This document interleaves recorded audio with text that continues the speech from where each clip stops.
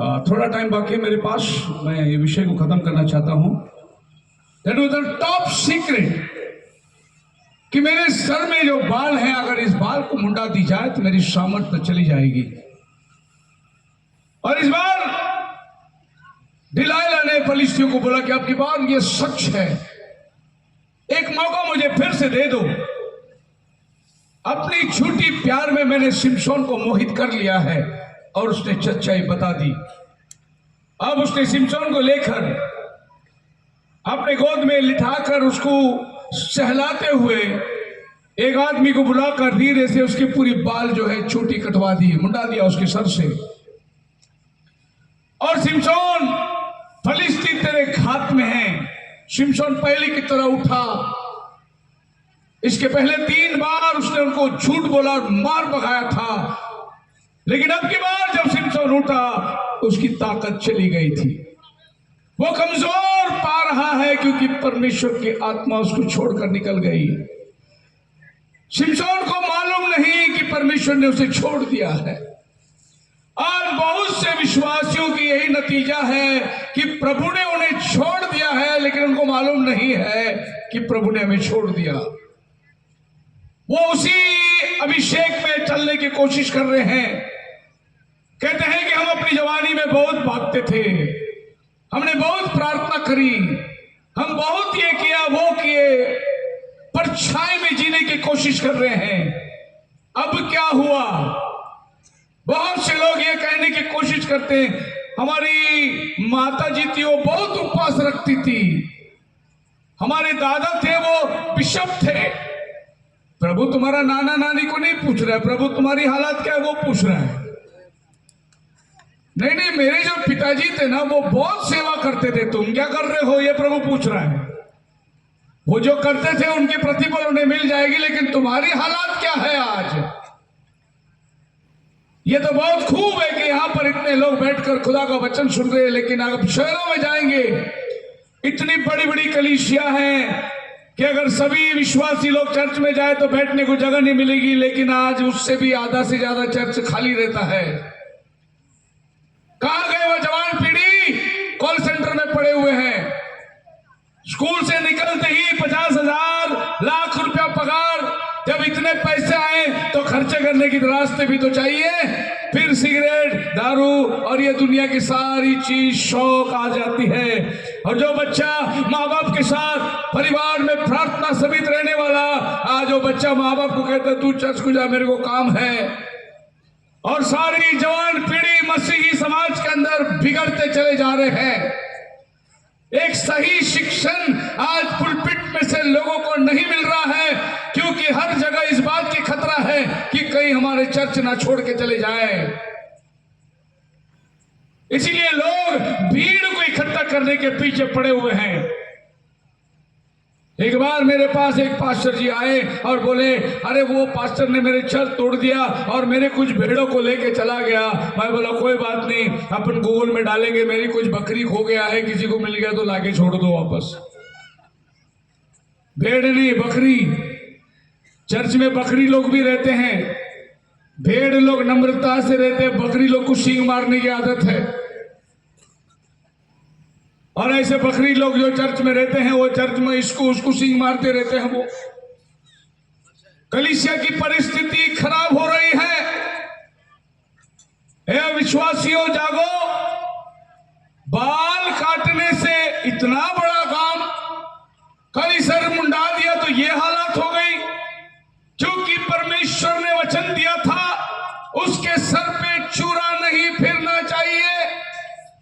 सवाल बाल का नहीं, सवाल परमेश्वर का वचन का है। अगर तुम वचन का पालन करोगे तो परमेश्वर बंधा हुआ है आपके साथ खड़ा रहने के लिए। और तुमने अगर वचन को तोड़ दिया तो खुदा आपका हाथ छोड़ देता है। सिमसोन को मालूम ही नहीं था कि खुदा ने उसे छोड़ दिया है। सुनिए और बुरा मत मानिए, वचन क्या बोलता है वो देखिए। बहुत बड़े बड़े प्रचारक लोग, प्रोजेक्टर बंद,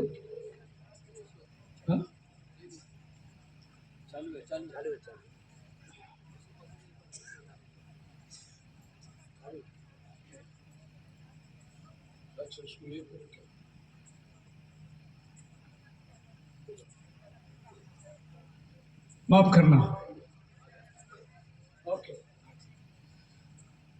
सो बहुत से आज बड़े बड़े प्रचारक लोग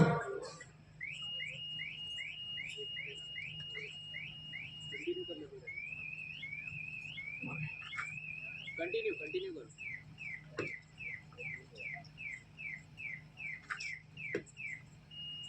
पुलपिट में खड़े हैं स्त्री प्रचारक लोग,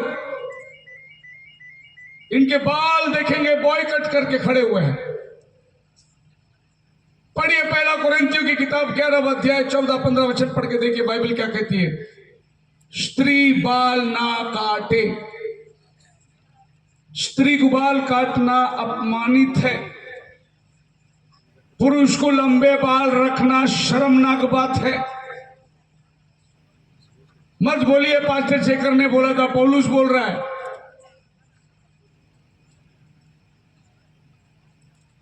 अगर ये हालात रहेगी, जब आप वचन को तोड़ते हैं तो परमेश्वर का आत्मा आपको छोड़ देती है।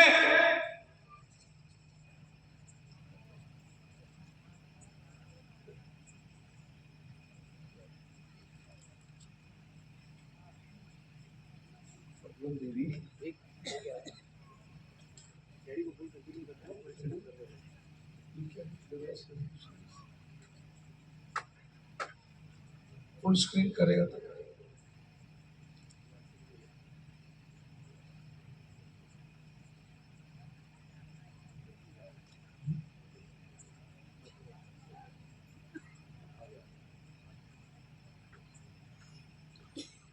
मैक्सिमम टेली इवेंजलिस्ट लोग जो आज पुलपिट में खड़े रह के बाइबल प्रचार करते हैं, सबके बाल कटे हुए हैं। आपको मिला वचन पहला कुरिन्थियन 11 अध्याय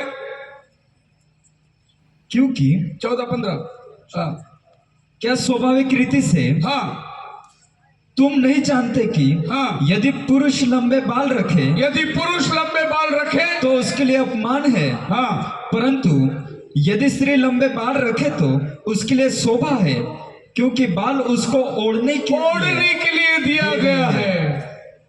स्त्रियों को बाल ओढ़ने के लिए दिया गया, और जब स्त्री बाल कटाती है तो वो प्रभु का दिया वो ओढ़नी को कटाती है। और ये प्रभु का वचन को तोड़ना है। लेकिन बाइबल प्रचार करने वाले ही वचन को तोड़ के खड़े रह के प्रचार करते हैं। और बाइबल ये बात को जान रखिए कि अगर आपने वचन को तोड़ा, प्रभु का आत्मा आपको छोड़ देती है। हले आज के अगर आप बड़े बड़े चर्चों में जाएंगे तो आपको लगेगा डिस्को बार में बैठे हैं या चर्च में बैठे हैं, आपको ही नहीं मालूम पड़ेगा। इतनी लाइटिंग चल रही है, इधर उधर उधर इधर लाइटिंग घूम रही है। वो टाइम खत्म हो गया जब पवित्र आत्मा की आग चर्च में घूमती थी। अभी इधर लाइटिंग बना के घुमा रहे चर्च के अंदर, क्योंकि मालूम पड़ गया पवित्र आत्मा ने हमें छोड़ दिया है। अभी कुछ लाइट हमको ही बनाना पड़ेगा। वो टाइम खत्म हो गया जब पेंतिकोस का दिन हर एक के सर पे जलती हुई आग फड़फड़ाती दिखाई दे रही थी। आज वो आग किधर गया? कल आज युगान युग वो एक सा है। अगर उस दिन पवित्र आत्मा उतर के अग्नि दिखाई दी, आज भी अग्नि दिखाई देना चाहिए, क्योंकि वो तो बदला नहीं। अगर कोई बदला तो हम बदल गए। परिस्थिति खराब होती चली जा रही है, पर इनके विरोध में कोई आवाज उठाकर प्रचार करने की हिम्मत नहीं करता, क्योंकि ये बहुत बड़े बड़े रईस लोग हैं।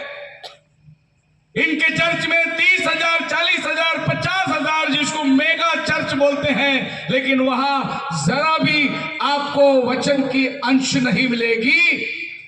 सिर्फ पॉपुलैरिटी के अंदर चला जाता है। आप बताइए, पहला तीमुथियुस की किताब 2 अध्याय उसका 12 वचन से पढ़ेंगे तो बाइबल क्या कहती है? मैं कहता हूं कि स्त्री ना उपदेश करे, स्त्री प्रचार ना करे। और न पुरुष पर आज्ञा चलाए। ये पौलुस को क्या स्त्रियों के साथ कोई दुश्मनी थी क्या? ये क्यों कहता है स्त्री प्रचार ना करे? क्योंकि उसके आगे उसने कारण लिखा है। क्या कारण लिखा है? क्योंकि आदम पहले, हाँ, उसके बाद हवा बनाई गई, हाँ, और आदम बहकाया ना गया, नहीं, पर स्त्री बहकाने में आकर अपराध नहीं हुई। इसीलिए पौल बोलता है मुझे डर लगता है, उस दिन वो बहकाई, आज भी वो बहकाने में आके अपराधिनी ठहर सकती है। इसके लिए स्त्री को प्रचार करने का अधिकार मैं नहीं देता। लेकिन आज अक्सर सब पुलपिट के ऊपर औरत ही खड़ी है, और वो भी ऐसे अश्लील कपड़े पहनकर स्त्रियां आज प्रचार कर रही है। पढ़िए अनुवाद की किताब 22वां अध्याय उसका 5 वचन में लिखा है, स्त्री पुरुष का पहरावा ना पहने। लेकिन आज लड़कियां जीन्स पैंट पहन के स्टेज में हालेलुया हालेलुया करके नाचती है। कोई स्त्री पुरुष का पहरावा ना पहने, हाँ, और ना कोई पुरुष स्त्री का पहरावा पहने। कोई पुरुष स्त्री का नहीं, कोई स्त्री पुरुष का नहीं, परमेश्वर के लिए ये अमंगल चीज है करके बाइबल कहता है। लेकिन आज अक्सर तुम जाओ मीटिंगों में, लड़कियां जीन्स पैंट टी शर्ट पहन के कटे हुए बाल और हालेलुया आत्मा में नाच रही है। मैं कदाचित नहीं कहूंगा वो आत्मा हो सकती है, क्योंकि अगर वो आत्मा होगी तो सबसे पहले उसको सभ्यता सिखाएगी पवित्र आत्मा। इस गांव में जो औरत लोग अभी खड़े थे, जोरदार तालियां उनको, क्या सुहावने कपड़े पहनकर प्रभु के गीत गा रहे थे। हालेलुया। स्त्री का ही पहरावा पहनकर प्रभु की महिमा करनी चाहिए। लेकिन आज आप अगर शहरों में आएंगे तो आपको अजीब दृश्य मिलेगा। आदमी चोटी लंबा करके रबड़ बैंड पहन के घूम रहा है, औरत बाल काट के बॉब कट पहन के घूम रही है। सारा उल्टा पुल्टा हो रहा है। आदमी के अंदर औरत की आत्मा घुस रही है, औरत के अंदर आदमी का आत्मा घुस रही है। ये पैंट पहन के चल रही है, वो चोटी लगा के घूम रहा है। और चर्चों में आकर चोटी लगा के वो गिटार बजे के गाना गाते हैं। क्या इनको वचन सहमति देती है? मैं जब भी मीटिंग में जाता हूं तो मैं देखता हूं गाना वाला बजाने वाला कैसा है। अगर दिखा उधर कोई आड़ा टेढ़ा बटन खुला डाल के बुकुड़ की दाढ़ी रख के ब्याह ब्याह कर रहा है, मैं ये मेरा जगह नहीं है, मेरे को उतर के जाना पड़ेगा यहां से। लेकिन प्रभु का धन्यवाद हो, यहाँ का क्वायर ग्रुप भी बहुत टॉप है, जबरदस्त क्वायर ग्रुप है इधर का। तारीफ हो उनका जोरदार तालियों के साथ। नहीं तो बाल लटका हुआ है, वो गिटार बजा रहा है, बाल हिल रहा है, यहाँ सब मिलिट्री कट काट के खड़े हुए हैं स्टेज में। हालेलुया। हम लोग प्रभु यीशु मसीह के मिलिट्री में हैं। अगर तुम मिलिट्री में लंबा चोटी रख के जाओगे, तुमको बाहर फेंक देगा वो उठा के। प्रभु के राज्य में भी ये सब नहीं चलता नखरे। हाँ, लेकिन गुजरात में एक चीज में देखा, सब लोग का बाल ऊपर कुंडी के माफिक खड़ी हुई है, झाड़ के कुंडी के माफिक। पता नहीं ये मुर्गे के ऊपर बाल, अभी आदमी के सर पे बाल, ऐसे नए नए स्टाइल आ गए अभी खड़े। प्रभु का आत्मा जिसके अंदर है वो कभी स्टाइल के साथ नहीं बदलेगा, वो वचन के साथ बदलते चला जाएगा। अब ये सब पास्टर प्रचार करने को डरते हैं क्योंकि वो चर्च को नहीं आएंगे। लेकिन मैं आपको पूछता हूं, अगर वो चर्च में आए भी तो क्या फायदा है जिसमें पवित्र आत्मा ही नहीं है? तुम इतने भीड़ को लेके जाने से अच्छा 4 लोगों को लेके जाओ स्वर्ग में। बाइबल बोलता है एक आत्मा तुमने बचाया, स्वर्ग के राज्य में आनंद होता है। हालेलुया। तो ये आज की परिस्थिति है। इसीलिए सिमसोन का बाल काटना उतना महत्व था कि वो पवित्र आत्मा उसको छोड़ के निकल गई, और सिमसोन ऐसी हालात के अंदर फलिस्ती आकर उसके हाथ पैर बांध दिए तुरंत। अब सिमसोन हिल के देखा, कुछ नहीं कर सकता। इसके पहले वो गेट उखाड़ दिया, 300 लोमड़ी पकड़ के आग लगा दी, उसने रस्सी को तोड़ दिया, एक गधे के जबड़े से 1000 को मारा। वो सिमसोन ने नहीं मारा, उसके अंदर जो पवित्र आत्मा थी वो अभिषेक उसको चलाती थी, वो अभिषेक चला गया। अभी सिमसोन सारी सामर्थ्य चली गई। मैं कहता हूं प्रेरितों के 17 अध्याय उसके 6 वचन में क्या लिखा हुआ है? आज के हालात को मैं बताना चाहता हूं। पढ़ी। उन्हें वहां न पाकर वे यह चिल्लाते हुए हाँ। योसन और कुछ भाइयों को नगर के हाकिमों के सामने खींच लाए। हाँ। ये लोग जिन्होंने जगत को उल्टा पुल्टा कर दिया है, हाँ। यहाँ भी आ गए हैं। इन्होंने जो जगत को उल्टा पुल्टा कर दिया है, इधर भी आ गए। 12 लोगों ने जगत को उल्टा पुल्टा कर दिया। 40,000 डिनोमिनेशन धरती में क्या कर रही है आज? 12 लोग जब वो जाते थे किसी शहर में, उनके बारे में चर्चा होती थी, ये दुनिया को उल्टा पुल्टा करने वाले इधर भी आ गए क्या? गूगल में डाल के देखो कितने डिनोमिनेशन है। 45,000 डिनोमिनेशन है।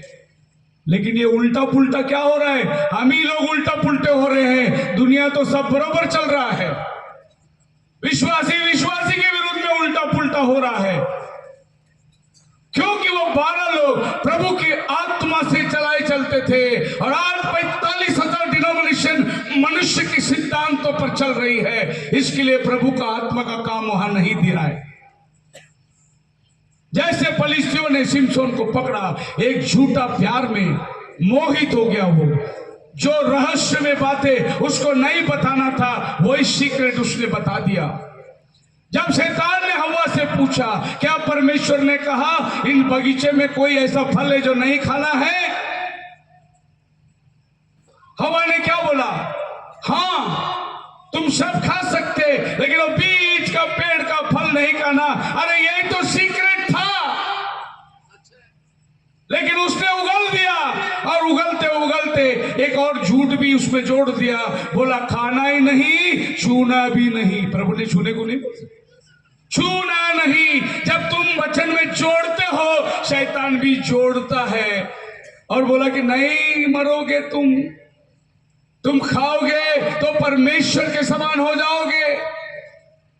अजी बाइबल कहता है उत्पत्ति 1:27 के अंदर वे परमेश्वर के स्वरूप में ही बनाए गए थे। लेकिन शैतान का झूठ देखो, फल खाने के बाद तुम परमेश्वर के समान बनोगे। हवा ने बोलना चाहिए था हम तो परमेश्वर के स्वरूप में ही है अभी। लेकिन उसको लगा कि शैतान कुछ तो भी बड़ा चढ़ा के बोल रहा है, परमेश्वर ने क्यों मना किया है। तो एक झूठ एक और झूठ को पैदा कर रही है। शिमशोन नहीं बताना चाहिए था डिलाइला को उसकी ताकत का रहस्य क्या है, लेकिन वो उसके प्यार में मोहित हो गया। याद रखिए, डिलाइला दुनियावी कलीसिया है, शिमशोन नया जन्म पाया हुआ विश्वासी है। लेकिन आज हर विश्वासी दबे जा रहे हैं, बंधन में जा रहे हैं, खुदा की मर्जी को नहीं जान पाते। आगे हम देखते हैं, सबसे पहले 21 वचन में लिखा है उन्होंने शिमशोन की आंखें निकाल दी। क्योंकि शिमशोन को अगर आंखें नहीं रहेगी तो फिर वो क्या करेगा। सबसे पहले उसके आंख उखाड़ दिया उन्होंने। खुदा का नज़ीर, माता के गर्भ से अभिषिक्त, प्रभु की आत्मा से चलाए चलने वाला अभी अंधा हो गया है। अभी ताकत होकर भी कुछ नहीं कर सकता, क्योंकि दुश्मन ही उसको दिखाई नहीं दे रहा है। करे तो क्या करे। बाइबल कहती है मत्ती 6वां अध्याय 22 वचन के अंदर, आंख तेरा शरीर का दिया है। अगर आंख अंधा हो जाए पूरा शरीर अंधा हो जाता है। अगर आंख नहीं तो आदमी टटोलते रहता है। आंख है तो पूरा शरीर दिखता है, आंख नहीं पूरा शरीर अंधा हो जाता है। और जो चर्च में आंख नहीं आत्मिक, वो चर्च अंधा हो जाता है। अगर उसको आंख है तो वो आने वाली आफत को देख सकती। और मैं आपको बताना चाहता हूं, ऐसा चर्च धरती में है। प्रकाशित वाक्य 3 अध्याय का 17 वचन में पढ़ के देखो, प्रभु चर्च को बोलता है तू अंधा है। यह चर्च का नाम है लौदीकिया काल का कलीसिया, अंतिम दिनों की कलीसिया। इस कलीसिया को प्रभु क्या कहता है? तू कहता है, पढ़िए 3:17 प्रकाश। तू कहता है कि मैं धनी हूँ हाँ। और धनवान हो गया हूँ। हाँ जी। और मुझे किसी वस्तु की घटी नहीं। हाँ जी। और यह नहीं जानता कि तू अभाग्य तू अभागा और कंगाल और कंगाल है, अंधा है और नंगा है। और नंगा है। कौन बोल रहा है? प्रभु यीशु मसीह कलीसिया को बोल रहा है। कौन सा कलीसिया है ये? 3:14 पढ़ो। कौन सी कलीसिया? लौदीकिया की कलीसिया के दूत लौदीकिया को। की कलीसिया को लिख, तू अंधा है, तू नंगा है, तू दरिद्र है, तू तुच्छ है और तू जानता नहीं तू ये सब है। ये सबसे बुरी बात है। अगर किसी को बता दे कि भाई तेरे बदन में कपड़ा नहीं है और वो नंगा घूम रहा है, उसको क्या बोलोगे तुम? पागल कहोगे। प्रभु चर्च को बोलता है तू पागल हो गया है। अजी जिसका चर्च है वो खुद ही अपने चर्च को बोल रहा है तू अंधा हो गया है, तुझे दिखाई नहीं देता। सुनिए ध्यान से, प्रभु इस कलीसिया को बोलता है चेत कर। ये पहले युग से शुरुआत हुई। हर कलीसिया का नाम के अनुसार खुदावन वो कलीसिया के संदेश को बात करता है। पहली कलीसिया का नाम है इफिसुस। इफिसुस कलीसिया का मतलब रिलैक्स। जो तू भाग रही थी अभी तू ठंडा हो गया, इसी को बोलते हैं इफिसुस। और इस कलीसिया को प्रभु क्या कहता है? प्रकाशित वाक्य 2:5 में लिखा है, तू अपना पहला सा प्रेम छोड़ दिया है। प्रभु कलीसिया से कह रहा है तूने अपना पहला सा प्रेम छोड़ दिया है। पहला प्रेम क्या है मालूम है ना? पहला पहला प्यार, नया नया शादी, हाथ में हाथ बांध के चलते हैं। आदमी को इतना डर है कहीं मेरा औरत को लेकर भगा ना जाए कोई। पहला पहला प्यार, रास्ते में ऐसे सिखाएंगे, पैर रखेंगे, आदमी उसको हाथ देगा जैसा लड़की का बाप ने उसको चलना भी नहीं सिखाया। इतना प्यार, उसको बोलता पहला पहला प्यार। जब पहला पहला प्यार, चर्च को जाना, टाइम पे जाना, पहले ही जाके बैठना, चर्च में साफ सफाई करना, चर्च में प्रभु का काम, प्रभु का लगन, प्रार्थना, उपवास, ये सब धीरे धीरे कम हो जाता है। पहला बहुत उपवास करते थे हम लोग, पहला रेगुलर चर्च को जाते थे। यही तो प्रभु कहता है तूने पहला सा प्रेम छोड़ दिया है।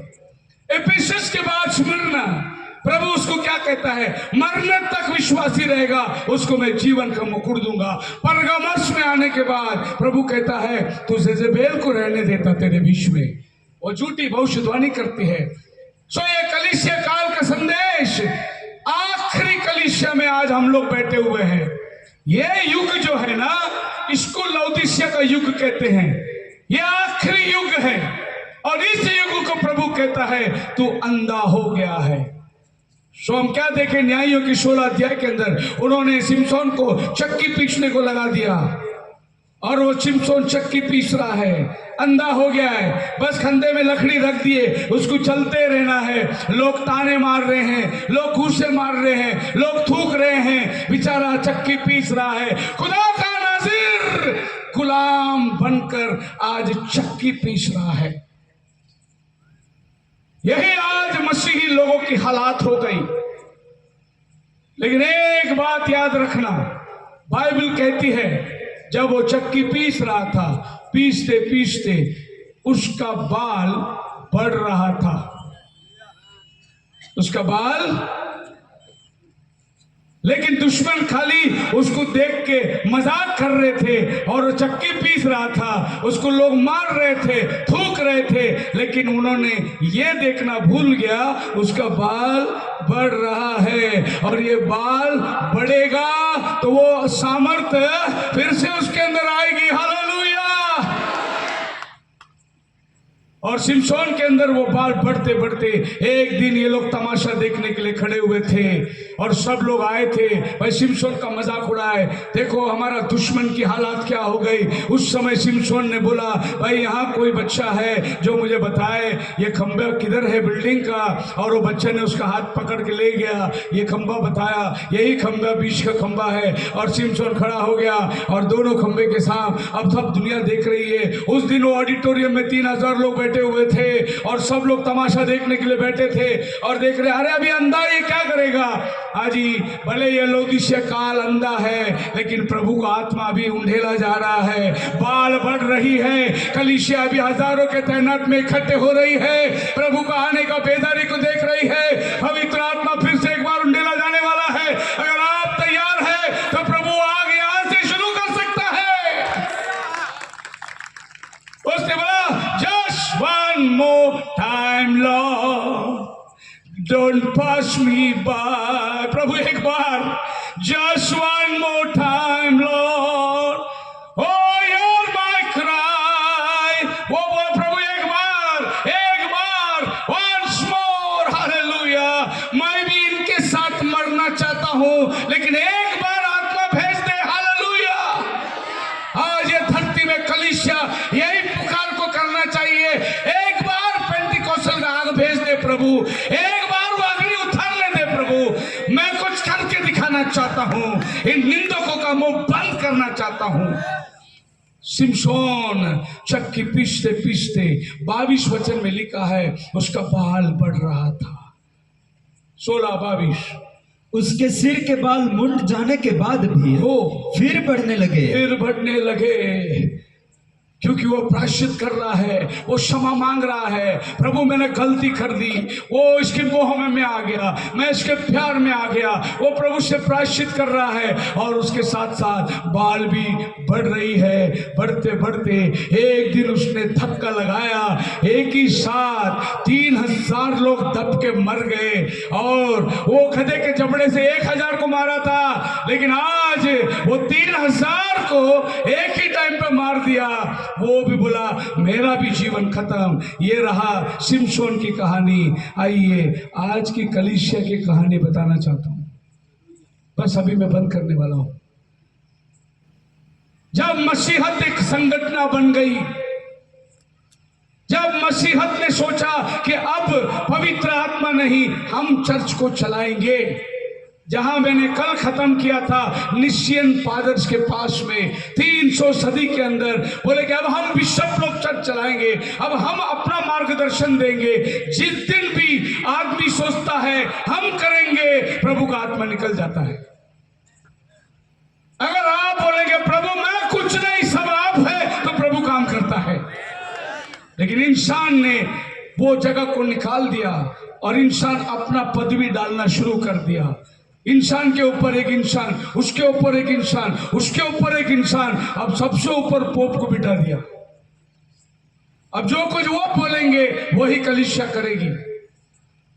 अभी प्रार्थना, प्रभु का प्रार्थना निकाल दिया गया, 10 आज्ञा निकाल दिया गया। अमेरिका के पार्लियामेंट से 10 आज्ञा का पटरी निकाल दिया गया, निकाला जा रहा है वचन को। ये वो टाइम आ गया है जब कलीसिया अंधकार में चली जा रही है। और ये कलीसिया के हालात 300 सदी से लेकर 1500 सदी तक लोग अंधकार में दबे चले जा रहे थे। हर चीज के लिए कलीसिया में पैसा आ गया, हर चीज के लिए।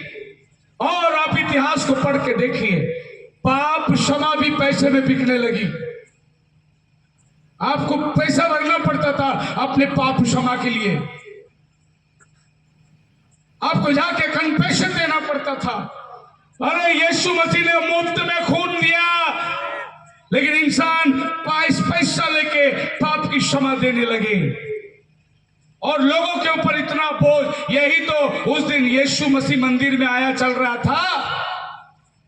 हर आदमी अपने मंदिर में दुकान खोल के रखे हुए थे, बकरी, मुर्गी, कबूतर, बलिदान देने की वस्तु। और एक आदमी बेचारा गरीब जाकर याजक को पूछता था, मेरा परिवार के लिए बलिदान देना है, कितने लोग हैं? 5 लोग हैं, तो फिर तुम्हें बकरी देना पड़ेगा। वो तीसरे दुकान में जाना, मेरा बांजा का दुकान है, उधर से बकरी लेके आना। मंदिर के अंदर दुकान खोल के बैठे हुए थे, मंदिर में व्यापार चल रहा था। प्रभु यीशु मसीह ने क्या किया? हंटर बनाया और एक एक को मार के मंदिर से धंधे बाहर निकाले। आज भी मंदिर से, चर्च में से धंधे बाहर निकलना जरूरी है। अगर मेरा प्रभु आज आए चर्च चर्चों के अंदर, तो वो यही हंटर मार के जो खजिंदर पुलपिट में खड़े रह के आधा घंटा पैसे के ऊपर बात करता है और पास्टर को 20 मिनट के ऊपर प्रीचिंग नहीं देता है। पास्टर ने बहुत लंबा सरमन प्रचार कर दिया। अभी प्रचार सुनने के लिए लोग उकता गए। आज प्रभु आया तो हंटर मारकर ऐसे कलीसिया को सफाई करने वाला परमेश्वर।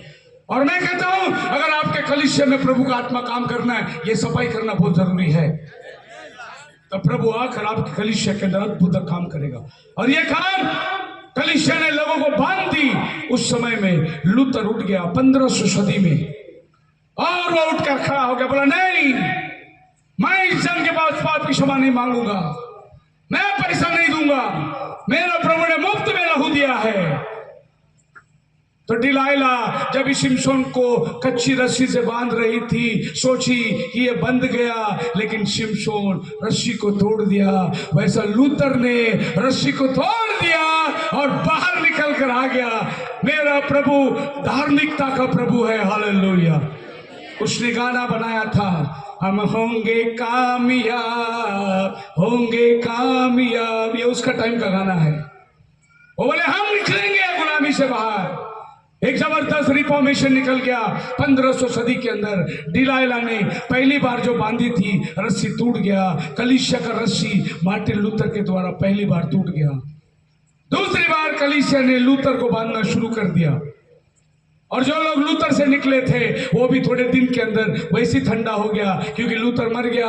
हर कोई कप्तान मरने के बाद 3-4 साल के अंदर कलीसिया के अंदर रिवाइवल निकल जाती है, वो लोग फिर से डिनोमिनेशन बन जाते हैं। वैसे डिनोमिनेशन बन गई, और वो आग जो लूथर में थी अब कलीसिया में ठंडा पड़ने लगा। फिर से डिलाइला ने लूथर के लोगों को बांधना शुरू कर दिया। लेकिन उस समय में 1700 सदी में प्रभु ने जॉन वेस्ली को लाया, और रस्सी तोड़कर बाहर निकल गया, क्योंकि उसने उसको झूठ बोला था, ये मेरी ताकत के रहस्य नहीं बताया था। क्योंकि जॉन वेस्ली 4000 किलोमीटर घोड़े में जाके प्रचार करता था। सारे नियम को तोड़ दिया उसने। लोग उसको बोले हम चर्च से निकाल देंगे, कोई बात नहीं, वो रोड में, गलियों में, बाजारों में खड़ा रहकर प्रचार करने लगा। वो मैं बंधन में नहीं रह सकता। आप मेरे साथ हैं, बोलो हालेलुया। और ये आदमी घोड़े पे सवार होकर इतनी लंबी लंबी यात्रा उसकी जिंदगी के अंदर उसने किया, और इसके पीछे लोग जागरूक हुए। शुद्धिकरण का प्रचार हो गया, लोग अपने जीवन को साफ करने लगे, बर्तन को साफ करने लगे। और जो लूथर सिगरेट पीता था लेकिन प्रचार भी करता था, जॉन वेस्ली ने बोला अभी बर्तन को साफ करना जरूरी है। मैं एक ऑर्डिनेशन में जाके बैठा था, उधर पास्टर को ऑर्डिनेशन कर रहे थे। ऑर्डिनेशन करने के बाद वो पास्टर हाथ उठा के प्रार्थना किया, तो उसके हाथ में इधर सफेद सफेद दाग दिखाई दिया मेरे को। बाद में मेरे को मालूम पड़ा वो अभी अंदर जाके तंबाकू घस के आया है। वो अभी आप देखो, तंबाकू घस के आगे आके हाथ रख के अभिषेक करेगा तो उनको ऊपर क्या अभिषेक उतरेगा, सोचिए। जॉन वेस्ली ने बोला अगर पुलपिट में खड़ा रहना है तो शुद्धिकरण की जरूरत है, पाक और पवित्रता की जरूरत है। आप मेरे साथ हैं? बस अभी मैं खत्म करूंगा, 10 मिनट लूंगा और आपका। हमारे गांव की तरफ में ऐसा होता है। मैं साउथ का हूं, कन्याकुमारी हमारा गांव है।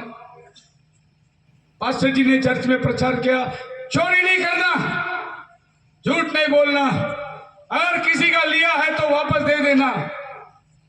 बहुत अच्छा प्रीचिंग हुआ, जबरदस्त बात हुई। और गांव में हमेशा चर्च के बगल में पास्टर का भी घर रहता है।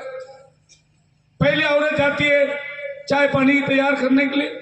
जब पास्टर की औरत घर में आई, देखा तो टोकरी बंद पड़ा है, खोल के देखा पड़ोसी का मुर्गी है उसमें। उसने खोल दिया, मुर्गी को भेज दिया। पास्टर जी आए, चर्च में से चूरा निकाले, धार लगाए, आके टोकरी उठा के देखा, मुर्गी गायब। उसने पत्नी को पूछा, अरे मैं मुर्गी बंद करके रखा था, किधर गया?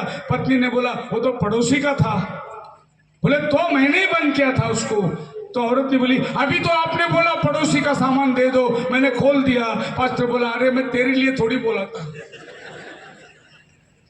मैं तो प्रचार किया था। तो आज प्रचार ऐसा होता है, तेरे लिए नहीं उसके लिए मैंने किया था, इसके लिए नहीं उसके लिए मैंने किया था। पवित्र आत्मा नहीं कर रहा है, आदमी अपनी सोच विचार से प्रचार कर रहा है। अभी तो कलीसिया के अंदर प्रचार हो रहा है, लोगों को समझ भी नहीं आ रहा है कि क्या हो रहा है। ऐसा ही एक बार पास्टर जी अपने घर में नौकर को बोला, देखिए मुर्गी है, आधा फ्राई करना, आधा रोस्ट कर देने, करी बना देना। और पास्टर बोला मैं चर्च में जाके आता हूं। पास्टर पुलपिट में खड़े रह के प्रचार कर रहा था, वो नौकर भूल गया क्या पढ़ना था। वो मुर्गी उठा के दरवाजे के पीछे आके खड़े रह के पास्टर को दिखाया, पास्टर क्या करना है। पास्टर बोला अरे पुलपिट में खड़े रह के मैं कैसे बोलूं इसको। पास्टर जी ने तुरंत बोला हम सब खड़े हो जाएंगे, आधा फ्राई और आधा करी, आमीन। सब लोग आमीन बोले बैठ गए। ये मुर्गी दिखा रहे, बाप रे, आधा फ्राई आधा करी गया घर पे बनाने के लिए। आज लोगों को आमीन किस लिए बोलना है ये भी नहीं मालूम पड़ गया। ले ये दूसरी बार वेस्ली ने रस्सी को तोड़कर निकल के आया। 1700 सदी के बाद फिर धीरे धीरे ठंडा होने लगी। उस समय जब बंदिश में आने लगी कलीसिया, फिर से वो कलीसिया एक मेथोडिस्ट का रूप लिया, एक डिनोमिनेशन का रूप लिया। मैंने आपको बताया जब भी लोग डिनोमिनेट होते हैं प्रभु का आत्मा निकल जाता है। अगर आप अपने आप को प्रभु के हाथ में दे दोगे, प्रभु एलिया की तरह आपको इस्तेमाल करेगा। और तीसरी बार जब डिलाइला ने उसको बांधना शुरू किया, ये टाइम था 1900 सदी में। पेंटिकॉस्टल लोगों ने बाहर उभर कर आए, जबरदस्त आत्मा का अनुग्रह। अजूजा स्ट्रीट में आग लग गई, पूरी इंडिया पूरी इंग्लैंड आग लगने लगी। पेंटिकॉस्टल पेंटिकॉस्टल पेंटिकॉस्टल और पेंटिकॉस्टल रिवाइवल चलते चलते इतने टुकड़े में बढ़ गई। इंडियन पेंटिकॉस्टल, यूनाइटेड पेंटिकॉस्टल, फिर सिलोन पेंटिकॉस्टल, फिर दी पेंटिकॉस्टल, फिर ऑल पेंटिकॉस्टल, टुकड़े टुकड़े टुकड़े में बढ़ गई। कलीसिया को फिर बांधने की कोशिश किया। आज एक विश्वासी के सामने एक बहुत बड़ा प्रश्न पड़ा है कि मैं जाऊं तो कौन सी चर्च में जाऊं। ये बोलता है वो गलत है, वो बोलता है ये गलत है, ये बोलता है उसमें मत जाना, वो बोलता है इसमें मत जाना। अरे मैं जाऊं तो किसमें जाऊं। एक बहुत बड़ी समस्या आज विश्वासियों के सामने है। जो कलीसिया मार्गदर्शन के लिए है वही यार दिशा भूल गई है। और ये आखिरी बार, 3 बार तो धोखा दे चुका। इस 3 बार में पेंटिकॉस्टल के अंदर जो रिवाइवल आई थी, जो लोग साइकिल में जाते थे, जिनको पवित्र आत्मा से भरी हुई थी, वो पानी में उतरकर आपस में एक को बपतिस्मा दे दिए। एक जबरदस्त बेदारी चलने लगी। और मसीह में मेरे प्रिय लोगों, जब ये डिनोमिनेट होने लगा, टुकड़े में बंटने लगा, आगे चलकर डिलाइला ने उसको भी बांध दिया। और आखिरी दिनों में जब तीसरी बार कलीसिया बांधी गई, प्रभु ने अपने महान वक्ता को भेजा, भाई विलियम ब्रनम, जो उठकर खड़ा हुआ और सारे संप्रदाय के खिलाफ में बात कर कहा कि अब पवित्र आत्मा को कोई रोक नहीं सकता। एक विंडिकेटेड नबी को प्रभु ने भेजा। इन अंतिम दिनों में सारे बंधनों को तोड़कर आपको फिर से वचन में लेके आया। आज हम क्या करते हैं, लोगों को लेकर डिनोमिनेशन में जाते हैं, लेकिन इस बंदे ने लोगों को वचन में लेके आके खड़ा किया। जो वचन हम बोल रहे हैं वो वचन के अंदर परमेश्वर ने अपनी कलीसिया को तेजस्वी कलीसिया बनाया। कलीसिया बढ़ने लगी। एक ऊपरी कोठरी में, यानी चोटी का पत्थर जो स्वयं मसीह है, आसमान से नीचे उतर कर आएगा। कलीसिया विश्वास की पायरी से, दूसरा पत्रस पहला अध्याय 5 से 7 वचन में ये 7 पायरी दिया है। इससे कलीसिया ऊपर बढ़ती चली जाएगी और आसमान से खुदावन नीचे उतर कर आएगा। रैप्चर का समय है, यह आखिरी संदेश कलीसिया को, परंतु पूरी दुनिया को हिला दिया।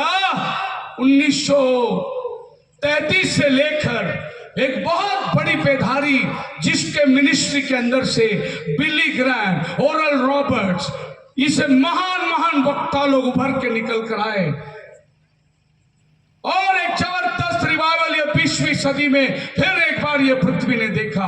5-5 लाख लोग सभाओं में आते थे। अद्भुत काम, अद्भुत चमत्कार। रिवाइवल पेंटिकोस्टल के बाद में ये धरती पे 1950 और 54 के दरमियान इस भारत में भाईकला में ये वक्ता खड़ा हुआ था और वहां उसने एक अंधा आदमी को स्टेज में खड़ा रखकर कहा, इसको जो आंखें देगा वो खुदा, जिंदा खुदा। उसने प्रार्थना करी, अंधे की आंखें खुल गई। सारे समाए मानना पड़ा यीशु मसीह ही अंधे को आंखें दे सकता है। एक चैलेंजिंग मिनिस्ट्री, फिर से आपको वचन पे लेके आने वाला मिनिस्ट्री। और ये टाइम कौन सा टाइम है आपको मालूम है? प्रकाशित वाक्य 4 अध्याय 7वां वचन, आखिरी वचन बस पढ़ेंगे आप लोग। ये टाइम क्या है? पढ़िए 4:7। पहला प्राणी सिंह के समान है और दूसरा प्राणी बछड़े के समान है। हाँ। तीसरे प्राणी का मुंह मनुष्य का सा है। हाँ। और चौथे प्राणी उड़ते हुए उकाब के समान है। ये 4 प्राणी 4 युगों को दर्शाता है। पहला सिंह के समान, यीशु मसीह यहूदा गोत्र का सिंह धरती में था। पौलुस सिंह के समान। उसके बाद बछड़े का समय आया, सभी चेले घात किए गए, सब लोग मर गए, परिवार के साथ शेर के मान में डालकर जान दे दिए।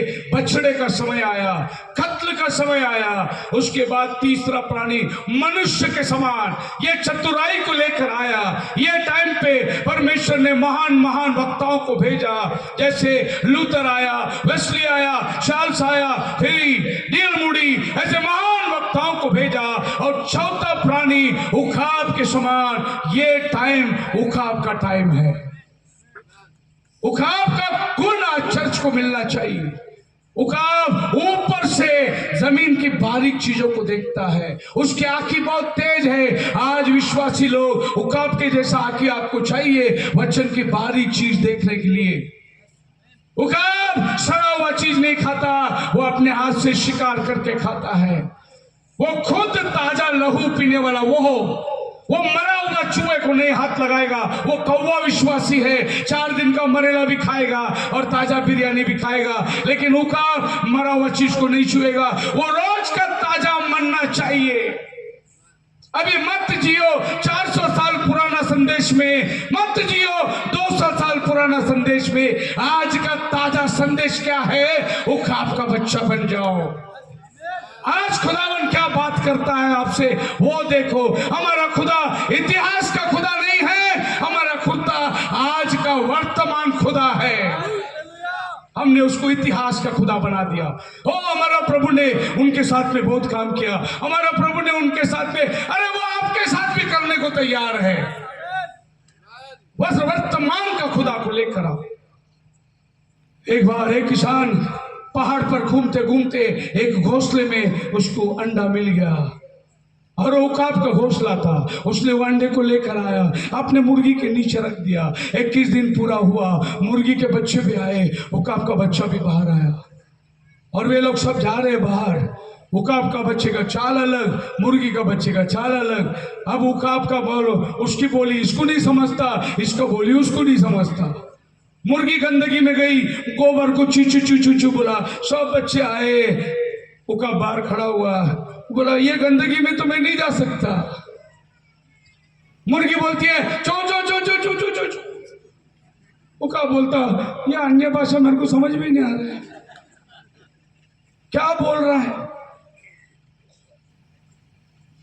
और एक दिन वो माँ उकाब जिसका अंडा खो गया था, वो आसमान में ढूंढ रही है, कहीं ना कहीं तो मेरा बच्चा रहेगा, कहीं ना कहीं तो मेरा बच्चा रहेगा।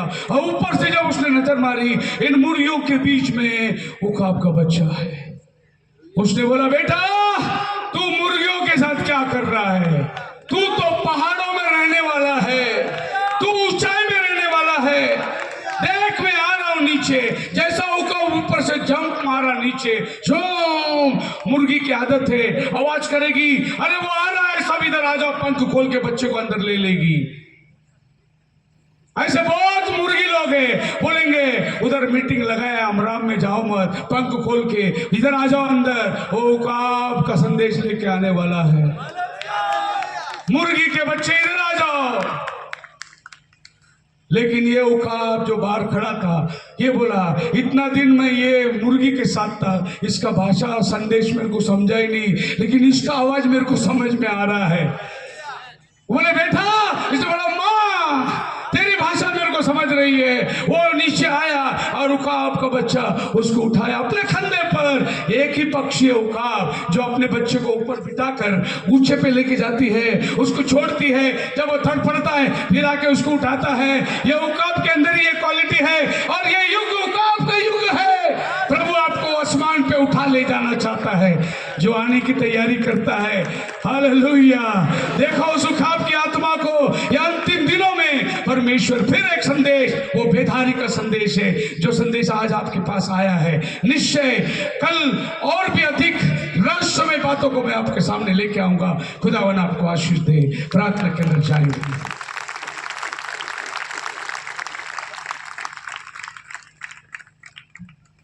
आइए अपने स्थान पर खड़े हो जाए और हम छोटी सी एक आराधना में जाए। Praise the Lord.